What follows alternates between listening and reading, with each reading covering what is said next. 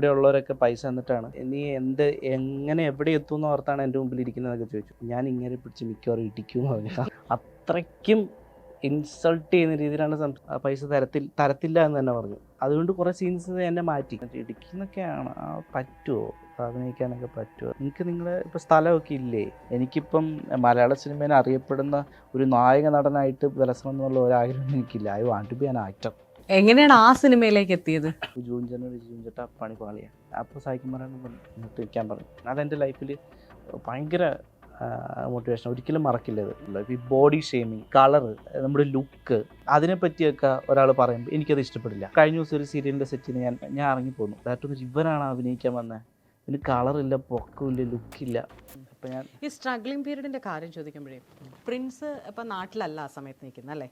ഞാൻ നാട്ടിലുണ്ട്.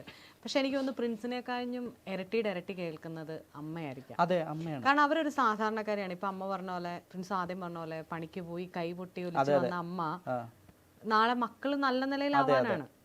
നല്ല നിലയെന്ന് വെച്ചാൽ കഷ്ടപ്പെടാതെ അവര് കൊണ്ട വെയിലും മഴയും നമ്മൾ കൊള്ളരുതെന്നുള്ളതാണ് എല്ലാ പേരൻസിനും ഉള്ളത്. ഇപ്പൊ നാളെ പ്രിൻസിന് ഒരു കുടുംബമായാലും പ്രിൻസ് ആഗ്രഹിക്കുന്നതാ നമ്മളെ ഒന്ന് കൊച്ചാക്കി കാണിക്കാന്നുള്ളവര് 10 വാക്ക് പറയും. ഇത് അമ്മ കേൾക്കുമ്പോ അമ്മ അത് നമ്മളോട് ഒരു വാക്കാക്കിയേ പറയത്തുള്ളൂ. ബാക്കി 9 വാക്ക് അമ്മ പറയില്ല. അമ്മ എങ്ങനെയായിരുന്നു അന്നേരം? ഇപ്പം ബന്ധുക്കളിൽ നിന്നാണേലും നാട്ടുകാരിൽ നിന്നാണേലും ഇതെങ്ങനെയാണ് സഫർ ചെയ്ത് അമ്മ നേരത്തെ മുതൽ ഞാൻ കാണുന്നുണ്ട്. അപ്പൊ എനിക്കിപ്പോഴും സ്ത്രീകളോട് ഭയങ്കര റെസ്പെക്റ്റാണ്, 100% റെസ്പെക്റ്റാണ്. കാരണം ഞാൻ ചെറുപ്പം മുതൽ അമ്മ കഷ്ടപ്പെടുന്ന കാണുന്നുണ്ട്. ഇപ്പൊ ചില ബന്ധുക്കൾ അങ്ങനെയുള്ളവരൊക്കെ ചിലപ്പോൾ അമ്മേനെ കുറ്റപ്പെടുത്തുന്നത് കാണുന്നുണ്ട്. അപ്പൊ ഇതെല്ലാം കണ്ടാണ് വളരുന്നത്. ആ ഒരു സ്ത്രീക്ക് ഇത്രയും വളർത്തി ഇത്രയും കാര്യങ്ങൾ ചെയ്യാൻ പറ്റുമെങ്കിൽ ചില കാര്യങ്ങളിൽ മാതൃകയാക്കാനും പറ്റും. എൻ്റെ ഒരു റോൾ മോഡൽ എന്ന് പറഞ്ഞാൽ ഇപ്പോഴും എൻ്റെ അമ്മ തന്നെയാണ്. അതിൻ്റെ അപ്പുറത്തേക്കൊന്നും എനിക്ക് വേറെ ആരുമില്ല. വേറെ ആര് വന്നാലും അതെന്നെ ഇൻസ്പയർ ചെയ്യത്തുമില്ല. കാരണം അമ്മ ഓരോ കാര്യങ്ങൾ വന്ന് പറയുമ്പോൾ എടാ ഇങ്ങനെ ഞാൻ കേട്ടു, നിന്നോട് പറഞ്ഞതേ ഉള്ളൂ. പക്ഷെ അപ്പോഴും അമ്മയുടെ ഉള്ളിലെ പെയിൻ എനിക്കറിയാം. പക്ഷെ ഇപ്പോൾ അമ്മ എന്നോട് അത് ഓപ്പണായിട്ട് തന്നെ പറയും. അമ്മയ്ക്ക് മനസ്സിലായി ഞാൻ കുറച്ചുകൂടെ കാര്യങ്ങളെക്കുറിച്ച് ബോൾഡായിട്ട് എടുക്കുന്നുണ്ട്, സീരിയസ് ആയിട്ട് എടുക്കുന്നുണ്ട്, എന്നെ ഒന്നും ബാധിക്കുന്നില്ല. ഇപ്പം എന്നോട് എന്ത് പറഞ്ഞാലും ഐ ഡോണ്ട് കെയർ എന്നുള്ള ഒരു hear it, discuss it and burn it off, അത്രേ ഞാൻ ചിന്തിക്കുള്ളൂ. അപ്പോൾ അമ്മ ഓരോ കാര്യങ്ങൾ ഇങ്ങനെ എന്നോട് പറയും, എടാ അവരിങ്ങനെ പറയുന്നുണ്ട്, നീ അതെത്താത്ത, അതായത് എന്നെ ഒഴിവാക്കാൻ പറ്റാത്തതുകൊണ്ടാണ് അവന് ഈ സിനിമയിലേക്ക് അവസരം കൊടുത്തതെന്ന് പറഞ്ഞവരുണ്ട് അമ്മയോട്. അപ്പം ഞാൻ പറഞ്ഞു ശരി, അവർക്ക് എന്നെ ഒഴിവാക്കാൻ പറ്റാത്ത ഒരു ആർട്ടിസ്റ്റ് ആയതുകൊണ്ട് അവർക്ക് അവസരം തന്ന ചെറിയ റോളാണെങ്കിലും അതിനകത്ത് എന്നെ പറ്റുള്ളൂ അവർക്ക്. എങ്ങനെയാണ് ആ സിനിമയിലേക്ക് എത്തിയത്? ഈ അന്വേഷണത്തിന് തുടക്കത്തിൽ എത്തുന്നത് എൻ്റെ ഒരു ഫ്രണ്ട് ഉണ്ട്, ജൂബിൻ എന്ന് പറഞ്ഞിട്ട്. അപ്പം ആള് ഇങ്ങനെ സംസാരിച്ചു നിന്നപ്പോൾ ഒരു റോളുണ്ട്, ചെയ്യാൻ പറ്റുമെന്ന് ചോദിച്ചു. അപ്പോൾ പറഞ്ഞു എനിക്ക് കുഴപ്പമൊന്നുമില്ല, ഏതാണെന്ന് ചെയ്യാം. അന്നേരം പറഞ്ഞു എടാ ഒരു അച്ഛൻ്റെ റോളാണ്, പറ്റുമെന്ന് ചോദിച്ചാൽ അപ്പോൾ ഞാനത് ചെയ്യാമല്ലോ. അപ്പോൾ പറഞ്ഞ ഡയലോഗൊക്കെ ഉണ്ട്, പേടിക്കൊന്നും വേണ്ടെന്ന് പറഞ്ഞു. സായികുമാരേൻ്റെ ജോണി ചേട്ടൻ്റെ കൂടെയാണ്. അപ്പം ഞാൻ ചോദിച്ചാൽ ഞാൻ വേണോ? അപ്പോൾ ഒരു ടെൻഷൻ. കാരണം എന്താണെന്ന് ചോദിച്ചാൽ ഈ സായികുമാരേട്ടൻ എന്നൊക്കെ പറഞ്ഞാൽ അവരൊക്കെ ടക്കെന്ന് ഓക്കെ ആക്കുന്ന മനുഷ്യരല്ലേ.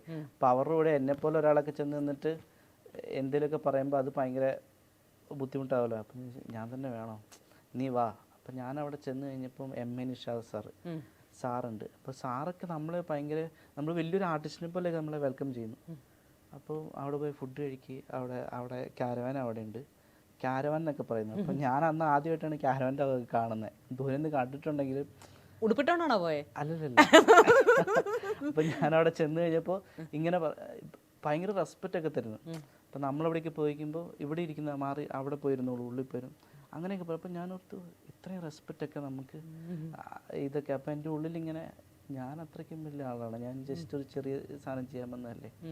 പക്ഷെ അതിനകത്ത് സായികുമാരൻ്റെ ഒരു ഫോൺ വിളിച്ചൊരു ഇത് പറയുന്നൊരു സീനാണ്. ഫോൺ അരമനയിൽ നിന്ന് വിളിക്കുന്നതാണ്, പിതാവിന് കൊടുക്കാം എന്ന് പറയുന്നത് അത്രയൊരു ചെറിയ സാധനമേ ഉള്ളൂ. പക്ഷെ ഇതിന് വേണ്ടിയിട്ട് ഞാനവിടെ എൻ്റെ ഉള്ളിൽ ഇപ്പറേ സായികുമാരൻ ഇവിടെ ഇരിക്കുന്നു, ജോണി ആൻ്റണി എൻ്റെ നേരെ ഓപ്പോസിറ്റ് നിൽക്കുന്നു, എം.എ. നിഷാദ് സാർ ഓപ്പോസിറ്റ് ഇരിക്കുന്നു. ഞാൻ ഇങ്ങനെ നോക്കിയാൽ ജോണി ചേട്ടൻ്റെ മുഖത്തേക്കും, താഴെ നോക്കിക്കഴിഞ്ഞാൽ സായികുമാരൻ്റെ മുഖത്തേക്കും. കാരണം ഇതെനിക്ക് ഭയങ്കര പേടിയുള്ള കാര്യമാണ്. കാരണം ഇവർ അത്ര വലിയ ആർട്ടിസ്റ്റ് അല്ലേ. ഇപ്പോൾ സായികുമാരൻ്റെ ഒരു ഇച്ചിരി സീരിയസ് ആയിട്ടുള്ളൊരു ബിഷപ്പാണ് അതിനകത്ത്. പടം കണ്ടറിയാം. അപ്പോൾ സായിക്കും പറഞ്ഞാൽ ആ സീരിയസ്നെസ്സിലാണ് ഇരിക്കുന്നത്. അപ്പോൾ എനിക്ക് തോന്നി ശരിക്കും ഞാൻ പണ്ടൊക്കെ അവിടെ നിന്ന് അത് ഓട്ടോമാറ്റിക് അങ്ങ് വന്നു. എന്നിട്ട് പറഞ്ഞ് അരമനെ വിളിക്കുന്ന പിതാവിന് കൊടുക്കാം എന്ന് പറഞ്ഞപ്പോൾ ഇതിങ്ങനെ കുറച്ചിങ്ങനെ നിന്നെല്ലാവരും. അപ്പോൾ എല്ലാവരും ഇങ്ങനെ നോക്കുന്നു. അപ്പോൾ ഞാൻ വിചാരിച്ചപ്പോൾ ജൂഞ്ചനോട് ജൂഞ്ചേട്ടാ പണി പാളിയാണ് കിട്ടും. അപ്പോൾ ഞാൻ വിചാരിച്ചു ഇനിയിപ്പോൾ ഉടുപ്പെല്ലാം എല്ലാം അഴിച്ച് മാറ്റി മേക്കപ്പും കളഞ്ഞിട്ട് വീട്ടിൽ പോകാം. അതെ. അപ്പോൾ സായിക്കും പറയാണ്ട് പറഞ്ഞു എന്നിട്ട് നിൽക്കാൻ പറഞ്ഞു. എന്നിട്ട് നീ ശരിക്കും അച്ഛനാണോടാ അങ്ങനെ ചോദിച്ചു. അപ്പം ഈ ജൂബിൻ എന്ന് പറയുന്ന ആൾ വഴി അവിടെ എത്തിയത്. പക്ഷെ അവിടെ എത്തിയ സമയത്ത് കിട്ടിയ ആ ഒരു അപ്രിസിയേഷൻ ഉണ്ടല്ലോ, ഞാൻ ചെറിയതാണ് ചെയ്തത്, പക്ഷെ അതിന് വലിയൊരു ആളുടെ കയ്യിൽ നിന്ന് കിട്ടിയ ഒരു അപ്രിസിയേഷൻ അതെൻ്റെ ലൈഫിൽ ഭയങ്കര മോട്ടിവേഷൻ. ഒരിക്കലും മറക്കില്ല ഇത്. കാരണം എന്താണെന്ന് ചോദിച്ചാൽ ഒരു ചെറിയൊരു ആർട്ടിസ്റ്റ് ചെല്ലുമ്പോൾ പറയേണ്ട കാര്യമൊന്നുമില്ല, ഓക്കെ ബൈ എന്ന് പറഞ്ഞിട്ട്. പിന്നെ വേറൊരു കാര്യം കൂടെ അവർ പറഞ്ഞു തന്ന സമയത്ത് നമ്മൾ അവിടെ നിന്ന് ഫോട്ടോ ഒക്കെ എടുക്കില്ല. ആൾക്ക് ഫോട്ടോ ഒക്കെ എടുക്കുമ്പം നമുക്ക് ഭയങ്കര ക്യൂരിയോസിറ്റിയാണ് ഈ സംഭവമൊക്കെ. ഫോട്ടോ എടുക്കുന്ന സമയത്തും പറഞ്ഞു തന്നിട്ടുണ്ട് ഈ സായി കുമാരനൊക്കെ, നമുക്ക് കോസ്റ്റ്യൂമിൽ നിന്ന് ഫോട്ടോ എടുക്കില്ല, കോസ്റ്റ്യൂമിൽ നിന്ന് എടുക്കരുത്. കാരണം എന്താണെന്ന് ചോദിച്ചാൽ നമ്മളെ കഥാപാത്രത്തിൽ നിന്ന് സിനിമയിലല്ലേ അതെല്ലാം റിവീൽ. അപ്പം അങ്ങനെയൊക്കെ പല കാര്യങ്ങളും പറഞ്ഞു തന്നിട്ടുണ്ട്. പിന്നെ എനിക്കിതായി ഇത് എന്നെക്കൊണ്ട് അവർ ഒരു കമൻസ് ഇപ്പോൾ ജോണി ആൻഡ്രിച്ചനൊക്കെ ഒരു ഇത് പറഞ്ഞു കഴിഞ്ഞപ്പം ഓക്കെ എന്നെ കൊണ്ട് പറ്റൂലോ എന്നായി. പിന്നെ ഈ പറയുന്ന ജൂബിൻ ചേട്ടൻ എന്നോട് വിളിച്ച് പറഞ്ഞതിൻ്റെ ഇതിലാണ് പോയതാ.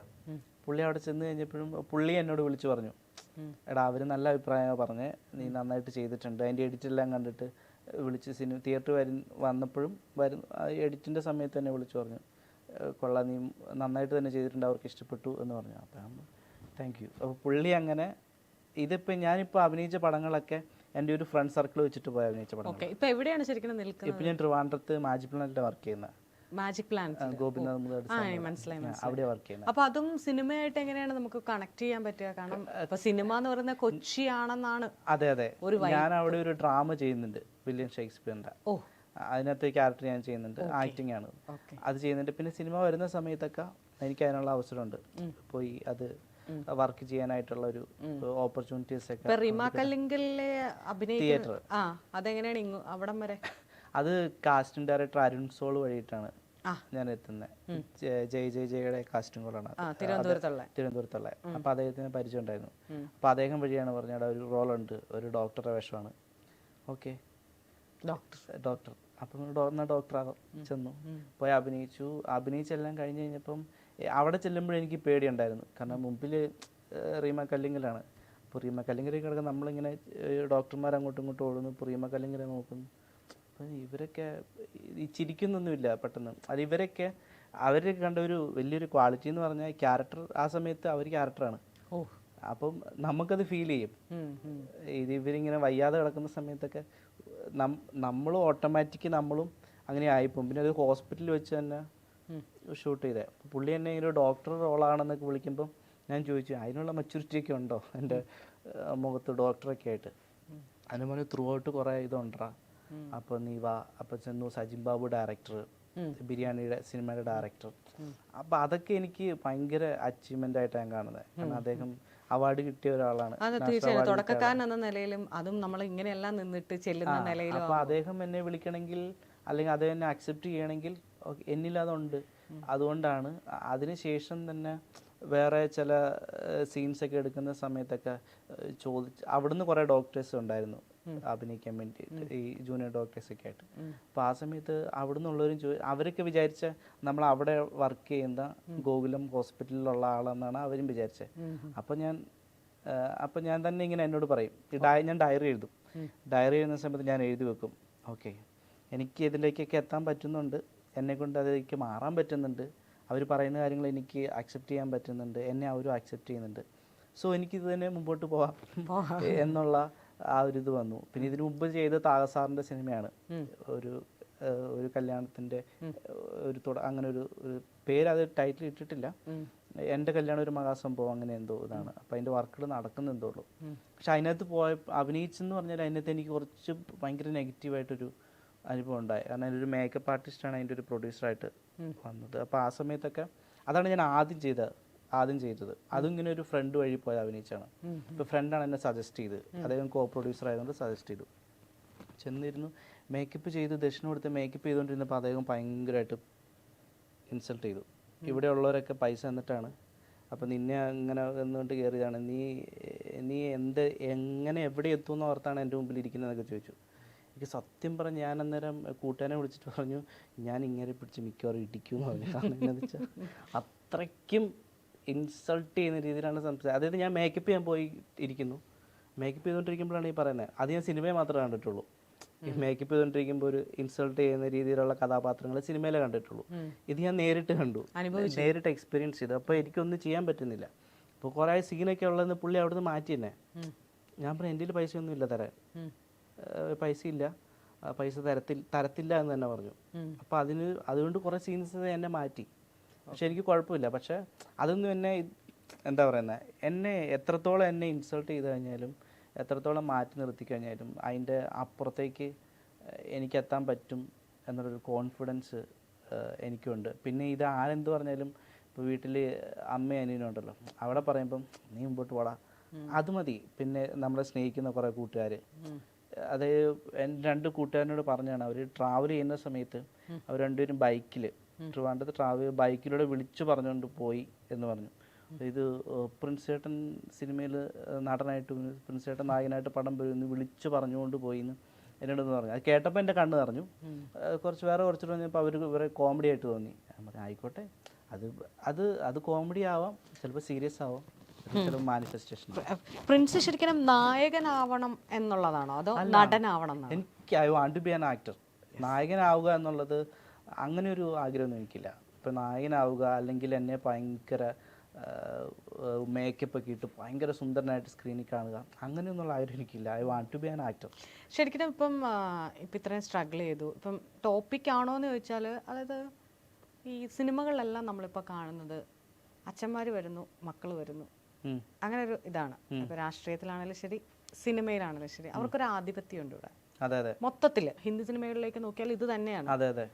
അച്ഛൻ വരുന്നു, മക്കൾ വരുന്നു, അവരാണ് പിന്നെ ഇത് കണ്ടിന്യൂ ചെയ്യേണ്ടത്. നോർമൽ അതിൽ നിന്നൊക്കെ പടവെട്ടി വന്നവരാണ് ഈ ആന്റണി, നിവിൻ പോളി, ടോവിനോ, ഇവരൊക്കെ അതിൽ നിന്നൊരു മാറ്റം കൊണ്ടുവരുന്നതാണ്. അപ്പം ഈ അങ്ങനെ ഒരു ഇത് ഇവിടെ നിലനിൽക്കുന്നുണ്ടെന്ന് തോന്നുന്നുണ്ടോ? കാരണം നമ്മളെ പോലെയുള്ള, ഇപ്പൊ ഞാൻ പറയാൻ കാരണം ഇടുക്കി എന്ന് പറയുമ്പോൾ എനിക്കറിയാം, ഞാൻ കോട്ടയത്തിന്റെ ആണെങ്കിലും ഉൾഗ്രാമത്തിലാണ്. നമ്മൾക്കൊന്നും ഒരാളെ ചൂണ്ടിക്കാണിക്കാൻ പറഞ്ഞാൽ, നമ്മളോടൊരു 10 റബ്ബർ വെട്ടുകാരെ കാണിക്കാൻ പറഞ്ഞാൽ 50 കൊണ്ടേ കാണിക്കാൻ പറ്റും. കൃഷിപ്പണിക്കാരനെ കാണിക്കാൻ പറഞ്ഞാൽ അത്ര തന്നെ കാണിക്കാൻ പറ്റും. ഒരു നടനെ കാണിക്കാൻ പറ്റില്ല. ഇതൊക്കെ ഇന്നൊക്കെ ആൾക്കാരാണ് ഞങ്ങളുടെ ഇവിടെ നിന്നുള്ളത് കാണിക്കാൻ നമുക്കില്ല. ആരെങ്കിലും ഇപ്പൊ പറയുകയാണെങ്കിൽ ഇടുക്കി എന്ന് പറഞ്ഞാൽ ജാഫർ ഇടുക്കി, നമുക്ക് ജാഫർ ഇടുക്കി ഒരു ബ്രാൻഡാണ്, മനസ്സിലായില്ലേ? അതുപോലെയുള്ള സമയത്താണ് ഈ പറയുന്നത്, ഞാനിപ്പോ പറഞ്ഞ ഈ ഒരു ആധിപത്യം ഉള്ളത്. ഫീൽ ചെയ്തിട്ടുണ്ട് ചില സമയത്തൊക്കെ. ചിലരൊക്കെ പറഞ്ഞിട്ട് ഇടുക്കിന്നൊക്കെയാണ്, പറ്റുമോ അഭിനയിക്കാനൊക്കെ പറ്റുമോ, അത് നിങ്ങൾക്ക് നിങ്ങളുടെ ഇപ്പൊ സ്ഥലമൊക്കെ ഇല്ലേ, സ്ഥലമൊക്കെ അത് വഴി പോയാൽ പോരെ, എന്തിനാണ് ഈ വഴി വരുന്നേ എന്നൊക്കെ രീതിയിലുള്ള. പണ്ട് ഞാൻ ശ്രദ്ധിച്ചൊരു കാര്യം, പണ്ടെന്ന് വെച്ചാൽ ഞാൻ ഇവിടെ എറണാകുളത്ത് വന്നൊരു റൂംമേറ്റ് ഉണ്ടായിരുന്നു. ആ കുട്ടിയെ കണ്ടപ്പോൾ തന്നെ എനിക്ക് അവളുടെ ഫീച്ചേഴ്സ് കണ്ടപ്പോൾ തന്നെ മലയോര പ്രദേശമാണെന്ന് മനസ്സിലായി. പെൺകുട്ടിയുടെ ആ ഫീച്ചേഴ്സിലെ ഒരു പ്രത്യേകത എന്ന് വെച്ചാൽ അവർ ഭയങ്കര ഭയങ്കര ബോഡി ഭയങ്കര സ്റ്റഫായിരിക്കും അവരുടെ. കാരണം വെച്ചാൽ ഇവർ ഈ മലയും കുന്നും ഓടിയും ചാടിയും നിലനിൽക്കുന്നതുകൊണ്ട് പെൺകുട്ടികളാണെങ്കിലും ബോഡി ഭയങ്കര ഫിറ്റാണ് അല്ലേ? അപ്പൊ അതുകൊണ്ടൊക്കെ നമ്മൾക്ക് ഒരു ഇതില്ലേ, നമ്മുടെ ബോഡിയിൽ ഒരു ഫീലിംഗ് ഇല്ലേ, അതുകൊണ്ടായിരിക്കും ഇവർക്ക് ഇങ്ങനെ. കാരണം സിനിമ എന്ന് പറയുമ്പോൾ ഈ പറഞ്ഞ സോ കോൾഡ് വെളുപ്പ് അല്ലെങ്കിൽ ഒരു ഫ്ലെക്സിബിലിറ്റി, ഇതൊക്കെയാണ് ഇവർ ഉദ്ദേശിക്കുന്നത്. അത് ഞാൻ പറയാം, ഇത് ഇങ്ങനെ ഒരു ഇൻവേർട്ടഡ് കോമൽ ഇട്ടിരിക്കുകയാണ്, വേണ്ട ഇവരൊക്കെ മതി, അങ്ങനെ ഒരു സംഭവങ്ങൾ ഇട്ടേക്കുന്നത് കൊണ്ടാണ്. ഇപ്പൊ കഴിഞ്ഞ ദിവസം തന്നെ ഇപ്പം ഈ അഞ്ചക്കള്ളക്കൊക്കാൻ അതിലെ ഒരു ഇന്റർവ്യൂ ഞാൻ കണ്ടു, വെച്ചൊരു പയ്യന്റെ, പ്രവീണിന്റെ. സോ അങ്ങനെയുള്ളവർക്കും ഒരു സ്പേസ് ഉണ്ട് ഇവിടെ. അങ്ങനെയുള്ളവരുടെ ടാലന്റ് കാണിക്കാനുള്ള ഒരു അത് അവരുടെ റൈറ്റ് ആണെന്നാണ് ഞാൻ എപ്പോഴും വിശ്വസിക്കുന്നത്. സിനിമ എന്നത് റൈറ്റ് ആണ്, അവരുടെയും റൈറ്റ് ആണത്.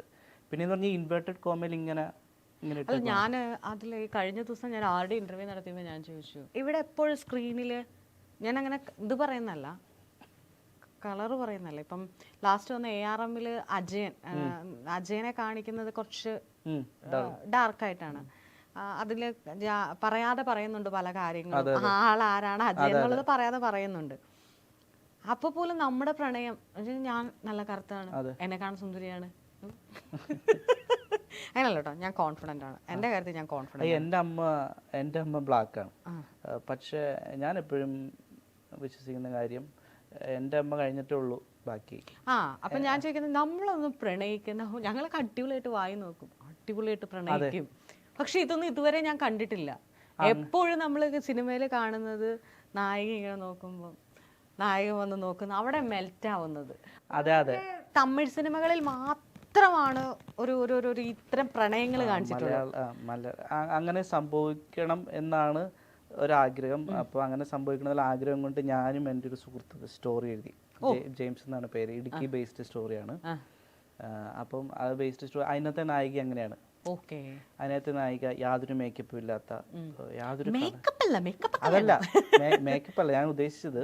ഇപ്പൊ ഈ സിനിമ, സോക്കോൾഡ് സിനിമ, ചില സിനിമകൾ അവതരിപ്പിക്കുന്ന രീതിയിലുള്ള വലിയ വളരെ സാധാരണക്കാർ, അതായത് നമുക്ക് വേണ്ട, നമ്മൾ അത് പ്ലാൻ ചെയ്തപ്പോൾ തന്നെ എഴുതിയൊരു സാധനം, നമുക്ക് ഇവിടുന്നുള്ള ഒരു നായിക മതി. എന്താണെന്നറിയാതെ ഞാൻ പറയാൻ കാരണം, ഈ കല്ലൂരൊക്കെ ഈ ഭാഗം വൈകുന്നേരങ്ങളിലേ അവിടെയൊക്കെ ഈ തെരുവിലൊക്കെ നിൽക്കുന്നവരൊക്കെ വന്ന് വൈകുന്നേരം ഭക്ഷണം കഴിച്ച് ഉറങ്ങുന്ന സ്ഥലമാണ്. ഞാൻ ഇടയ്ക്ക് ഇങ്ങനെ ചുമ്മാ പോകുമ്പോൾ അവരൊക്കെ ഇങ്ങനെ വർത്താനം പറഞ്ഞിരിക്കുന്ന കാണും. ഭയങ്കര, എനിക്ക് അറിയില്ല, എന്തൊരു സന്തോഷം തന്നെ കാഴ്ചയാണ്. അതായത് പായ ഇങ്ങനെ ഇട്ടേക്കും, എന്നിട്ട് ഇങ്ങനെ കൈ കുത്തിയിട്ട് അപ്പുറത്ത് ഇപ്പുറത്ത് നിന്നിരുന്ന് കിടന്നുകൊണ്ട് ഇങ്ങനെ വർത്താനം പറയും. അപ്പൊ ഞാൻ ആലോചിക്കും, നമുക്കൊന്നും ഇത്രയും പണിയെടുത്തിട്ട് നമുക്ക് കിട്ടാത്ത ഹാപ്പിനെസ് ആണ് അവര്. നിങ്ങൾ ആലോചിക്കണം, ഈ ടൗണിലെ നടുക്ക് മെട്രോ പില്ലറിന്റെ താഴെ ഭയങ്കര രസമായിട്ട് അവർക്കിടയിൽ പ്രണയമുണ്ട്, സ്നേഹമുണ്ട്, വഴക്കുണ്ട്, അതൊക്കെ എന്ത് രസമാ. അതൊന്നും ഇതുവരെ ഞാൻ കണ്ടിട്ടില്ല ഒരു സ്ക്രീനിലുള്ള കാര്യങ്ങളൊക്കെ. സ്ക്രീനിൽ വരണമെന്ന് ആഗ്രഹിച്ച് നമ്മൾ പല കാര്യങ്ങളും എഴുതി വെച്ചതാണ്. ഇതായാലും ഏതെങ്കിലും പ്രൊഡ്യൂസേഴ്സ് കേൾക്കുന്നുണ്ടെങ്കിൽ കാരണം എന്താണെന്ന് വെച്ചാൽ നമ്മൾ അതിന്റെ പുറകെയാണ്, കുറെ മാർക്കറ്റിംഗ് ഒരു ഇതാണോ പുറകെയാണ്, അതിന്റെ പുറകെ നമ്മൾ കുറെ നാളായിട്ട് അതിന്റെ പലരെയും കണ്ടു, പല ആൾക്കാരെയും കണ്ടു.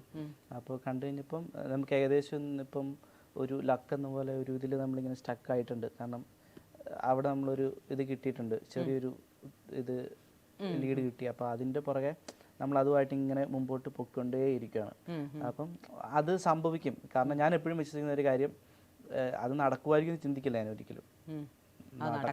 നടക്കും. നടന്നിട്ട് ഇപ്പോൾ ഏഷ്യാനെറ്റ് ഫിലിം അവാർഡൊക്കെ ഓരോരുത്തർ വാങ്ങുമ്പം വാങ്ങും. ഇപ്പോൾ ഫോർ എക്സാമ്പിൾ ഈ പറയുന്ന പ്രവീണിൻ്റെ ഇൻ്റർവ്യൂ ഞാനിങ്ങനെ കണ്ടുകൊണ്ടിരിക്കുകയാണ്.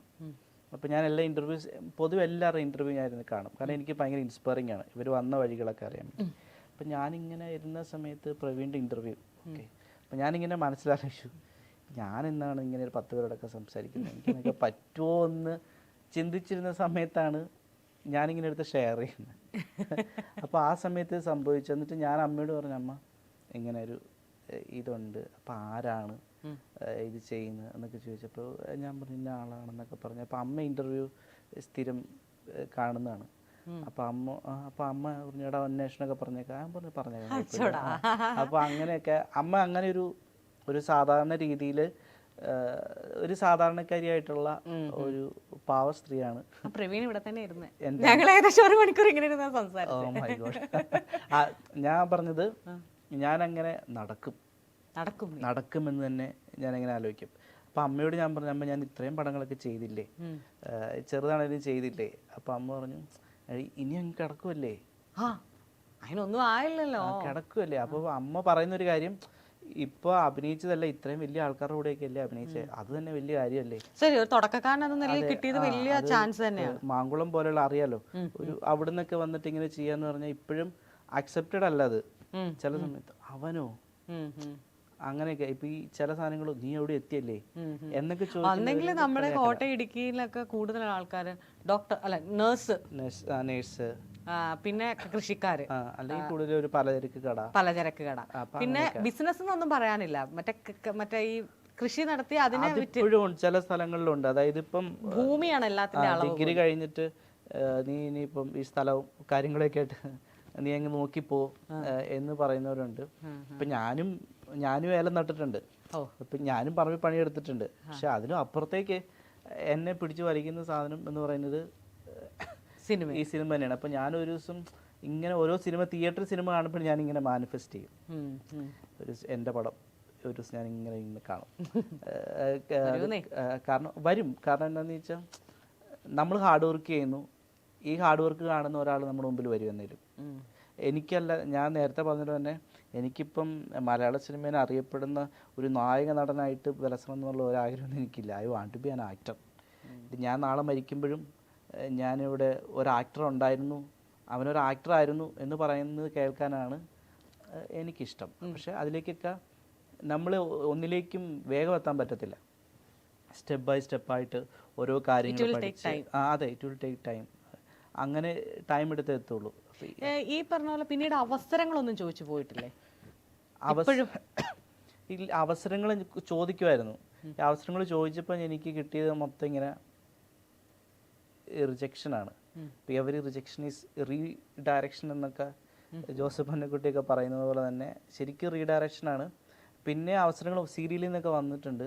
പക്ഷേ സീരിയൽ പൊതുവെ പോകാത്തതെന്താണെന്ന് ചോദിച്ചാൽ അവിടുന്ന് എനിക്ക് ഇൻസൾട്ട് എന്ന് പറയുന്ന സാധനം ഉണ്ടല്ലോ, ഇപ്പോൾ ഈ ബോഡി ഷെയ്മിങ്, കളറ്, നമ്മുടെ ലുക്ക്, അതിനെ പറ്റിയൊക്കെ ഒരാൾ പറയുമ്പോൾ എനിക്കത് ഇഷ്ടപ്പെടില്ല. കാരണം അവരുടെ വർക്ക് ചെയ്യേണ്ട എന്ന്. ഇപ്പോൾ കഴിഞ്ഞ ദിവസം ഒരു സീരിയലിൻ്റെ സെറ്റിൽ നിന്ന് ഞാൻ ഇറങ്ങിപ്പോന്നു. കാരണം ഞാൻ ചെന്നു, പ്രൊഡക്ഷൻ കൺട്രോളർ വിളിച്ചു, ഫോട്ടോ ഡയറക്ടർക്ക് കൊടുത്തു, ചാനലിന് കൊടുത്തു, ചാനലെല്ലാം അപ്രൂവ് ചെയ്തു, ഓക്കെ ഇനി ഷൂട്ടിന് എല്ലാം പറഞ്ഞു. ചെന്നു മേക്കപ്പ് ചെയ്യാൻ വേണ്ടി ചെന്ന് കഴിഞ്ഞപ്പോൾ ഡയറക്ടർ അവിടെ ഉണ്ട്. ഡയറക്ടർ എന്ന് വെച്ചാൽ ഇവനാണ് അഭിനയിക്കാൻ വന്നത്, ഇതിന് കളറില്ല, പൊക്കമില്ല, ലുക്കില്ല എന്നൊക്കെ പറഞ്ഞുകൊണ്ടിരുന്നു. അപ്പോൾ അവരൊക്കെ പരസ്പരം എന്തൊക്കെ പറയുന്നുണ്ട്. അപ്പോൾ ഞാൻ പറഞ്ഞു, ചേട്ടാ മേക്കപ്പ് ചെയ്യേണ്ടെന്ന് പറഞ്ഞു. അപ്പോൾ എൻ്റെ മനസ്സിൽ അപ്പോഴും ഉണ്ട്, ഒരു തുടക്കക്കാരനായിട്ട് അവൻ വന്നിട്ട് അവൻ ഇത്ര അഹങ്കാരം കാണിച്ചിട്ട് അവിടുന്ന് ഇറങ്ങിപ്പോയി എന്ന് പറയും. പക്ഷെ ഞാൻ അതിനങ്ങനെ ചിന്തിക്കുന്നില്ല. കാരണം എന്നെ അത്രയ്ക്കും ഇൻസൾട്ട് ചെയ്തിട്ട് എനിക്ക് അങ്ങനെ ഒരാളുടെ ആക്ഷൻ കട്ടിൻ്റെ ഇടയ്ക്ക് അഭിനയിക്കേണ്ട, അതാണ് ഞാൻ ഫേസ്ബുക്കിൽ ഇട്ടത്. കാരണം എന്താണെന്ന് ചോദിച്ചാൽ അത് പല രീതിയിൽ വ്യാഖ്യാനിക്കുന്നവരുണ്ടാവും. ഇത് ഒരു തുടക്കക്കാരൻ ഇങ്ങനെ പോലെ ഞാൻ ഇറങ്ങിപ്പോവും, കാരണം അതെൻ്റെ റൈറ്റാണ്. ഒരാക്ടറെ സംബന്ധിച്ച് അത് ചെറിയ ആക്ടറാണെങ്കിലും വലിയ ആക്ടറാണെങ്കിലും അവരുടെ റൈറ്റാണ് ഒരു കംഫർട്ട്, ഒരു സ്പേസ് ഉണ്ടാവുക എന്നുള്ളത്. അദ്ദേഹത്തിന് പറയാം, അദ്ദേഹത്തിന് എന്നെ കേൾക്കാതെ പറയാം, അദ്ദേഹത്തിന് പല രീതിയിൽ അവതരിപ്പിക്കാം. പ്രിൻസ്, എൻ്റെ മനസ്സിലുള്ളൊരു കോൺസെപ്റ്റ് ഇങ്ങനെ അല്ലായിരുന്നു, അപ്പോൾ പ്രിൻസ് നമ്മൾ വേറൊരു പ്രോജക്റ്റിലേക്ക് എടുക്കാം, അങ്ങനെ പറയാം. ഓക്കെ, എനിക്ക് മനസ്സിലാവും, കാരണം സിനിമയാണ്, എനിക്കത് മനസ്സിലാവും, ഞാൻ ഒരു ആക്ടറാണ്, എനിക്ക് മനസ്സിലാവും. പക്ഷേ ഇതങ്ങനെ നേരിട്ട് വന്നിട്ട് ഇൻസൾട്ട് ചെയ്തിട്ട് ഞാൻ പിന്നെ ഇതിൻ്റെ പ്രൊഡ്യൂസർ അങ്ങനെയുള്ളവരൊക്കെ ചോദിച്ചു, ഇത്രയ്ക്കും അല്പന്മാരാണോ? കാരണം ഞാൻ അവരോട് പറഞ്ഞു, ഞാൻ സായ്കുമാറിനെ ചേട്ടനെ പോലുള്ളവരുടെ കൂടെ ഒരു മിനിറ്റെങ്കിലും സ്ക്രീനിൽ നിന്നിട്ട് വന്ന ആളാണ് ഞാൻ. അപ്പോൾ അവരൊക്കെ എന്നോട് പറയുന്ന കാര്യങ്ങളും നിങ്ങളിപ്പോൾ പറയുന്ന കാര്യങ്ങളും നോക്കുമ്പോൾ അങ്ങോട്ടൊരു മാച്ചില്ല. സോ അതുകൊണ്ട് ഞാൻ ഇറങ്ങി. കാരണം എന്നിട്ട് പിന്നെ വിളിച്ചപ്പോൾ ഞാൻ പറഞ്ഞു താല്പര്യമില്ല. കാരണം ഈ സെൽഫ് ഡിഗ്നിറ്റി എന്ന് പറയുന്ന സംഭവം അതെവിടെ നിഷേധിക്കപ്പെടുന്നു, ഞാൻ അവിടെ നിൽക്കേണ്ട എന്ന് തന്നെയാണ് എൻ്റെ അഭിപ്രായം. കാരണം അത് ചിലപ്പോൾ അതിൻ്റെ പേരിൽ എനിക്ക് പൊക്കോട്ടെ. കാരണം എന്താണെന്ന് വെച്ചാൽ അതല്ല, that is not a way. അതെ, ഞാൻ എപ്പോഴും ശ്രദ്ധിക്കുന്ന ഒരു കാര്യമാണ്. നമ്മളാണെങ്കിലും സെൽഫ് ഡിഗ്നിറ്റി അത് ഭയങ്കര വലിയ. കാരണം വെച്ചാൽ നമ്മൾ അവിടെ കോംപ്രമൈസ് ചെയ്താൽ വൈകിട്ട് ഉറങ്ങാൻ പോകുന്ന നമ്മൾ മാത്രമാണ്. അതെ, നമുക്ക് കണ്ണടയ്ക്കാൻ പറ്റില്ല ഒരു തരത്തിലും. അറ്റ്ലീസ്റ്റ് ആ മൊമെന്റിൽ നമ്മൾ പ്രതികരിക്കെങ്കിലും വേണം, ഇങ്ങനെ അല്ല ചെയ്യേണ്ടതെന്നുള്ളത്. അതൊരു വലിയ കാര്യം തന്നെയാണ്. എപ്പോഴും ഞാൻ എന്നോട് തന്നെ പറഞ്ഞ് പ്രാക്ടീസ് ചെയ്യുന്നു. ഞാൻ പലപ്പോഴും ഇങ്ങനെ ഷോർട്ട് ടെമ്പേർഡ് ആവും. ചെറിയ കാര്യം മതി, അത് എനിക്ക് നേരെ വരുന്ന എന്തെങ്കിലും ഒരു കുഞ്ഞു പ്രശ്നമായിരിക്കും, അതെനിക്ക് മനസ്സിലാവാതെ എനിക്ക് നേരെ വരുമ്പോ അയ്യോ എന്റെ ഈഗോ അല്ല ഹേർട്ട് ചെയ്യുന്നത്, എന്റെ സെൽഫ് റെസ്പെക്ട്. ഈഗോ വേറെ, ഈഗോ നമുക്ക് കോംപ്രമൈസ് ചെയ്യാം. സെൽഫ് റെസ്പെക്ട് ഭയങ്കര പ്രശ്നമാണ് നമുക്ക്. നമ്മളെന്തോ താഴെ കിടക്കുന്നവരാണ്, നീയൊക്കെ ഇത്രേ വളരുള്ളൂ. അത് നമ്മൾ ആലോചിക്കും, ഇല്ല അവിടെ നമ്മൾ ഒന്നെങ്കിൽ കൃത്യമായി മറുപടി കൊടുക്കും, ഇല്ലെങ്കിൽ നമ്മൾ അതിനെ അവിടെ നിന്ന് കട്ട് ചെയ്യും, ആ പോർഷൻ കട്ട് ചെയ്യും, ഒന്നെങ്കിൽ ആ വ്യക്തിയെ കട്ട് ചെയ്യും. അതായത് നമ്മൾക്ക് അവർ നിരന്തരം തലവേദനയാണെങ്കിൽ ആ വ്യക്തിനെ അങ്ങ് കട്ട് ചെയ്തേക്കും. കട്ട് ചെയ്തിട്ട് നമ്മൾ മൂവ് ഫോർവേഡ്. അത്രേ ഉള്ളൂ. കട്ട് ചെയ്യും, അത് പോയി. പിന്നെ അത് തുന്നിച്ചേർക്കാൻ പോകുമ്പോഴാണ് പ്രശ്നം. അവരോട് ക്ഷമിച്ചത് കൊണ്ടാണ് അവരെ കട്ട് ചെയ്തത്, അല്ലെങ്കിൽ നമുക്ക് കട്ട് ചെയ്യാൻ പോലും പറ്റില്ല. ഞാൻ അങ്ങനെ ഇരുന്നപ്പോൾ എനിക്കത് അത് ചുമ്മാ ഫേസ്ബുക്കിൽ ഒന്ന് കുറിച്ച് എഴുതണം തോന്നി. ഞാൻ ഭയങ്കര തമാശ രൂപമാണ് എഴുതിയിട്ട്. അത് കാണുന്നവർക്ക് അങ്ങനെ വേദനിക്കുന്ന സാധനമാണെന്ന് എനിക്ക് തോന്നുന്നില്ല. വേദനിക്കുന്നുണ്ടെങ്കിൽ കാര്യം പറയുമ്പോൾ പ്രിൻസിന് നിറവില്ല എന്ന് പറയുമ്പോൾ ഞാൻ തന്നെ വണ്ടർ അടിച്ചിരിക്കും. അല്ല, അദ്ദേഹത്തിന്റെ കൺസെപ്റ്റ് അനുസരിച്ചുള്ള നിറം ഓക്കെ ഓക്കെ ഓക്കെ ഇപ്പൊ ഓക്കെ അവരുടെ കോൺസെപ്റ്റ് അനുസരിച്ചിട്ടുള്ള ഒരു നിറം, അതായത് ഒരു സീരിയലിന് വേണ്ട നിറം. ഓക്കെ ഇല്ലാന്ന്. ഓക്കെ പ്രിൻസിന് ഇപ്പം നടനാവണം എന്നുള്ളത് പറയുന്നുണ്ട്. നടനാവണമെങ്കിൽ പ്രിൻസ് ഇപ്പം എന്തെങ്കിലും ഒരു ക്യാരക്ടർ, ഇപ്പോൾ ഈ റീസെൻ്റ് ആയിട്ട് ഇറങ്ങിയ സിനിമയിൽ ക്യാരക്ടർ അയ്യോ അത് കൊള്ളായിരുന്നു, അല്ലെങ്കിൽ അത് കുറച്ചുകൂടെ എനിക്ക് ഭയങ്കര ഇതാണല്ലോ എന്നുള്ള രീതിയിൽ എന്തെങ്കിലും തോന്നിയിട്ടുണ്ട്? ലൈക്ക് കോമഡി ആവട്ടെ, ആക്ടിങ്, ലൈക്ക് ഒരു നല്ലൊരു മൊമെൻ്റ് ആവട്ടെ, അല്ലെങ്കിൽ ഒരു ഭയങ്കര ഒരു ഭീകര വില്ലൻ ആവട്ടെ. നമ്മൾക്കിനെ ഭീകര വില്ലൻ എന്ന് ഫീൽ ചെയ്യുന്ന എപ്പോഴാണെന്നറിയോ? അവൻ ഏറ്റവും നന്നായിട്ട് അഭിനയിക്കുമ്പോഴാണ് നമ്മൾ വെറുത്തു പോകും, അയ്യോ എന്തൊരു സ്വഭാവം അതിനകത്ത് കാണിച്ചു വെച്ചേക്കുന്നത്. അങ്ങനെ എന്തെങ്കിലും ഫീൽ ചെയ്തു? എനിക്ക് ഇപ്പൊ ഈ ബേസിൽ ജോസഫിന്റെ സൂക്ഷ്മദർശിനി പടം കണ്ടപ്പം ആ ക്യാരക്ടർ എനിക്ക് എല്ലാരും ഇങ്ങനെ ഇറിറ്റേറ്റ് ചെയ്യുന്ന അത് ചെയ്ത അങ്ങനെ ഒരു സംഭവം വന്നിട്ടുണ്ട്. പിന്നെ വാഴ സിനിമ ഇറങ്ങിയ സമയത്ത് പിന്നെ അജയന്റെ ക്യാരക്ടർ ഹേറമിലെ, പക്ഷെ എനിക്ക് അതിനകത്ത് ഏറ്റവും ഇഷ്ടപ്പെട്ട ഒരു അതാണ് അജയനാണ്. ഭയങ്കര ഇമോഷണലി ഞാൻ കുറച്ച് കണക്ട് ആയത് അജയനുമായിട്ടാണ്. കാരണം അജയൻ ചെയ്യാനാണ് ഭയങ്കര പാട്. കാരണം മറ്റേത് കുറച്ചുകൂടെ ലൗഡാണ്. ഓൾറെഡി ടോവിനോയ്ക്ക് ആ ഒരു ബോഡി ലാംഗ്വേജ് കൊണ്ട് ഓൾറെഡി ടോവിനോ ചെയ്ത് വെച്ചേക്കുന്നതാണ്. പക്ഷെ ടോവിന ഓക്കെ അതിലൊക്കെ ടോവിനോ ഉണ്ട്, ബാക്കി രണ്ടിലും ടോവിനോ അതിനകത്ത് ടോവിനോ ഇല്ല, അജയനകത്ത് ടോവിനോ ഇല്ല. പിന്നെന്ന് പറഞ്ഞാൽ എനിക്ക് കൂടുതൽ നെഗറ്റീവ് റോൾസ് ഭയങ്കര ഇഷ്ടമാണ്. ഇപ്പോൾ ഒരു വെബ് സീരീസ് ചെയ്യുന്നുണ്ട് സൂയിസൈഡ് ഫോറസ്റ്റ് എന്ന് പറഞ്ഞാൽ. അപ്പം അതിനകത്ത് ഒരു ത്രൂ ഔട്ട് ഒരു നെഗറ്റീവ് റോളാണ്. അപ്പോൾ അതിൻ്റെ ഷൂട്ടൊക്കെ നടന്നുകൊണ്ടിരിക്കുന്നത്. അപ്പോൾ കൂട്ടുകാരെല്ലാം കൂടിയിട്ട് അത്യാവശ്യം വ്യൂസും കാര്യങ്ങളൊക്കെ ഉള്ളതാണ്. അതിൻ്റെ ഷൂട്ട് നടന്നുകൊണ്ടിരിക്കുന്നു. അപ്പോൾ അതിനകത്തൊരു നെഗറ്റീവ് റോളാണ്. പിന്നെ ഈ ഉണ്ണിമൂന്നിൻ്റെ ചില സിനിമകളൊക്കെ കാണുമ്പോൾ അത് ചെയ്യാം, എന്തായാലും ഞാൻ അവിടെ സ്റ്റക്കാന്ന് ഇതാണ്, എനിക്കത്ര ഹൈറ്റ് ഇല്ലല്ലോ, അതിലാണ് ഞാൻ സ്റ്റക്കായി പോകുന്നത്. പക്ഷേ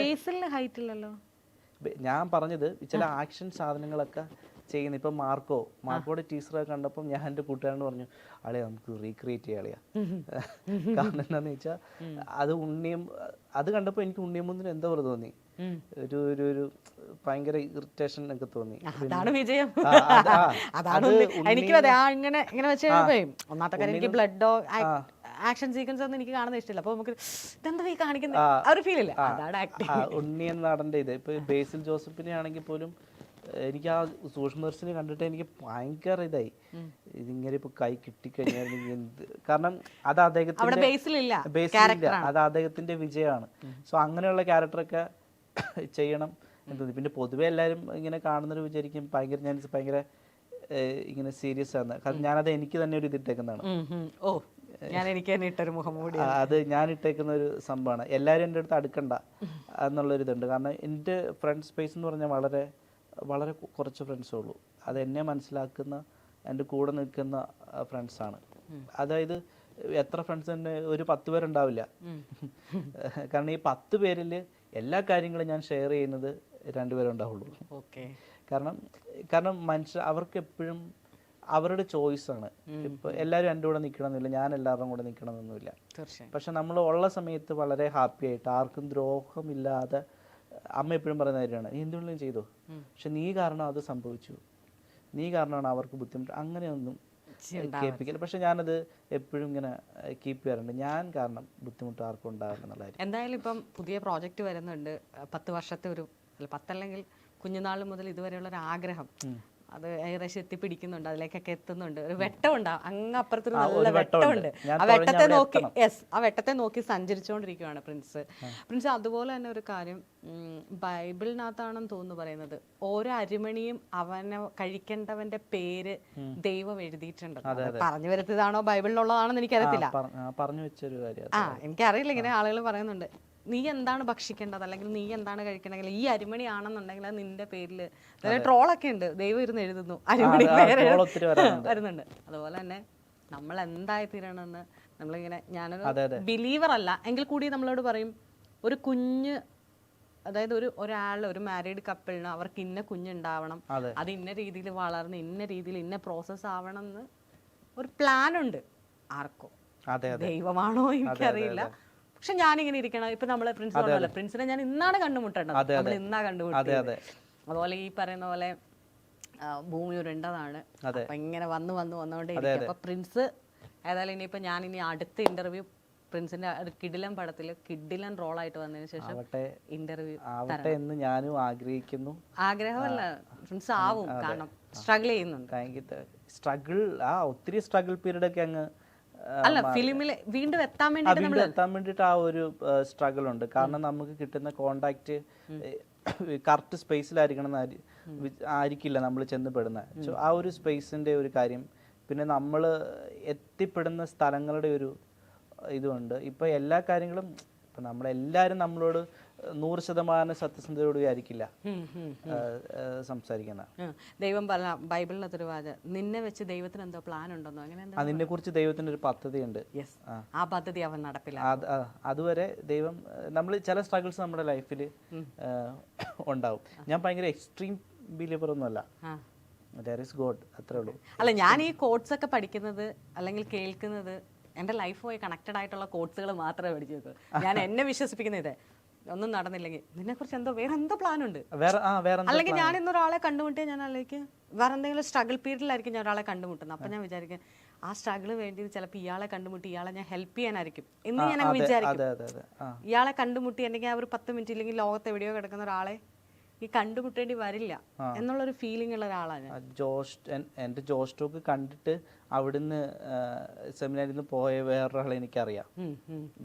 ജോഷ് ടോക്ക് കണ്ടിട്ട് എന്നെ എൻ്റെ ഫേസ്ബുക്ക് വന്നിട്ട് മെസ്സേജ് ഇട്ടു.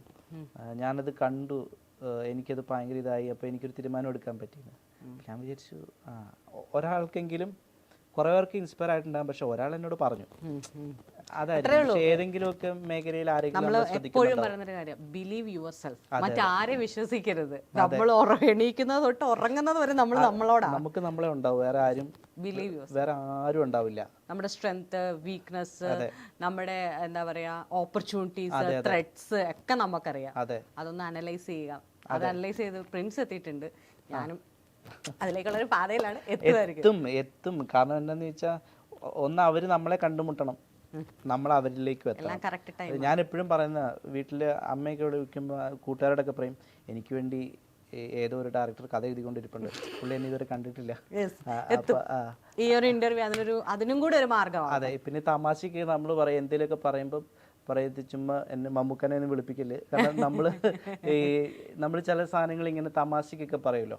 പക്ഷെ തമാശക്ക് പറയുന്ന ചില കാര്യങ്ങൾ ഈ കാര്യത്തിലേക്ക് വരുമ്പം ഇതാവും. പിന്നെ പറഞ്ഞാൽ ഞാനിപ്പോൾ ഈ നടന്മാരെ ഒന്നും കാണുമ്പോൾ അങ്ങനെ സെൽഫി ഒന്നും പോയി എടുക്കാറില്ല. കാരണം എന്താന്ന് ചോദിച്ചാൽ അത് ഈഗോ പ്രശ്നം കൊണ്ടൊന്നുമല്ല. പക്ഷെ എനിക്കത് അത് വേണ്ട. കാരണം എന്താണെന്ന് വെച്ചാൽ അത് വെച്ച് തന്നെ ആരും അറിയണ്ട എന്നുള്ള ഒരു ഇപ്പൊ ആന്റണീനെ ഒത്തിരി പ്രാവശ്യം കണ്ടിട്ടുണ്ട്. പക്ഷെ ഞാൻ അവൻ്റെ കൂടെ ഒറ്റ ഫോട്ടോ പോലും എൻ്റെ ഇല്ല. പക്ഷെ ഞാൻ എപ്പോഴും അവനെ ഇത് ചെയ്യുന്ന ഒരു കാര്യം എന്ന് പറഞ്ഞാൽ ഭയങ്കര ഹാർഡ് വർക്കിംഗ് ആണ്. പണ്ടൊക്കെ പറഞ്ഞു കേട്ടിട്ടുണ്ടാവും, ഒരു ഷോർട്ട് ഫിലിം ചെയ്യാൻ വേണ്ടി ഒരാൾ പറഞ്ഞു കഴിഞ്ഞാണ്ടല്ലോ, ചെയ്യാം നമുക്ക് ചെയ്യാന്ന് പറഞ്ഞ് ഇങ്ങനെ കൂടെ പുറകെ നിൽക്കും. അത് ചെയ്തിട്ടേ അടങ്ങും. അപ്പോൾ ആ സമയത്ത് സെമിനാറിലുള്ള സമയത്ത്, ഞാൻ സെമിനാരിൽ നിന്ന് പോരുന്ന സമയത്ത് ഞാൻ അവനൊരു അന്തോണീസിനെ ഭയങ്കര ഇഷ്ടമാണ്. അപ്പോൾ ഒരു ഇറ്റലിയിൽ നിന്ന് കൊണ്ടുവന്ന ഒരു ചെറിയൊരു മാർബിളിൻ്റെ ഒരു ഇതുണ്ടായിരുന്നു, സ്റ്റാച്ചു. ഞാനൊരു നല്ലൊരു മഴയുള്ള സമയത്ത്, അന്ന് ഫോണില്ല നമുക്ക്, മറ്റേ കീപാഡാണ്, അതിലും SMS അയക്കുന്ന. അത് വിളിക്കുന്നതൊക്കെ എന്ന് ചോദിച്ചാൽ ഇപ്പം അച്ഛന്മാർ കേൾക്കുമ്പോൾ വിചാരിക്കുമായിരിക്കും, ഇപ്പം അച്ഛന്മാരല്ല ഇത് കേൾക്കുന്നുണ്ട് വിചാരിക്കും ഞാൻ കള്ളത്തരം കാണിച്ചു തരും. അതായത് പോകുന്ന സമയത്തൊക്കെ ഉണ്ടല്ലോ, അച്ഛന്മാരെവിടെയും പോകുന്ന സമയത്ത് ലാൻഡ് ഫോൺ വിളിക്കും, ആൻറ്റണി വിളിക്കും, പിന്നെ വന്ന സ്റ്റാച്ചു തരാം. അപ്പോൾ ആ സ്റ്റാച്ചു അന്ന് കൊടുത്തു വിട്ടായിരുന്നു. അതിൻ്റെ വീട്ടിലുണ്ടാവും. എനിക്കത് പിന്നെ അതിനെക്കുറിച്ച് എനിക്ക് അറിഞ്ഞുകൂടാ. പക്ഷേ ചില കാര്യങ്ങളിൽ ഇപ്പോൾ നമ്മൾ കണ്ടുമുട്ടുന്നവരുണ്ടല്ലോ, കോയിൻസിഡൻസ് പോലെ ചില കാര്യങ്ങൾ സംഭവിക്കുന്നുണ്ട്. അതായത് എൻ്റെ ലൈഫ് ഫുള്ള് ഇങ്ങനെ ഒരു ഈ കോയിൻസിഡൻസ് മിറക്കിൾ സംഭവിച്ചുകൊണ്ടിരിക്കുന്ന ഇതാണ്. അതെൻ്റെ ആഗ്രഹം കൊണ്ട് അത് പ്രകൃതി തന്നെ ഇങ്ങനെ തരുന്നതാണ്. ഈ ലോ ഓഫ് അട്രാക്ഷൻ പോലെ, താങ്ക്സ് ടു യൂണിവേഴ്സ് എന്ന് എപ്പോഴും ഇങ്ങനെ പറഞ്ഞുകൊണ്ടിരിക്കാൻ പറ്റുന്ന ഒരു സംഭവമാണ് ലൈഫിൽ സംഭവിക്കുന്നത്. അങ്ങനെയുള്ള കാര്യങ്ങൾ ഇനിയും വരട്ടെ. ഇതിപ്പോൾ നേരത്തെ പറഞ്ഞ പോലെ ഇത് ഏതെങ്കിലും ഡയറക്ടേഴ്സ് കാണുന്നുണ്ടെങ്കിൽ ഒരു നടൻ ഇവിടെ ഉണ്ടാവട്ടെ. എന്താണെങ്കിലും ഞങ്ങളുടെ കൂടെ കുറച്ച് സമയം ചെലവഴിച്ചതിന് വളരെയധികം നന്ദി. Thank you. Thank you so much. It was nice talk and എനിക്ക് ഒത്തിരി കാര്യങ്ങൾ സംസാരിക്കാൻ പറ്റി, ഷെയർ ചെയ്യാൻ പറ്റി. നമ്മൾ നേരത്തെ ഇൻ്റർവ്യൂസ് കണ്ടിട്ടുണ്ടെങ്കിലും പ്ലാറ്റ്ഫോമിൽ എത്തുക എന്നുള്ളത് അതും വലിയൊരു മിറാക്കിളാണ്. അതിന്ന് സംഭവിച്ചു. ആൻഡ് ഈ ദിവസം ഞാൻ ഒരിക്കലും മറക്കില്ല. ഇപ്പം നേരത്തെ പറഞ്ഞ കാര്യങ്ങൾ തന്നെ ഇനിയൊരു ഇൻ്റർവ്യൂവിന് വരുമ്പം നേരത്തെ പറഞ്ഞതുപോലെ തന്നെ സംഭവിക്കട്ടെ, അല്ല സംഭവിച്ചു എന്ന് തന്നെ നമുക്ക് കരുതാം. സംഭവിച്ചു. Okay, thank you so much. Anyway thank you.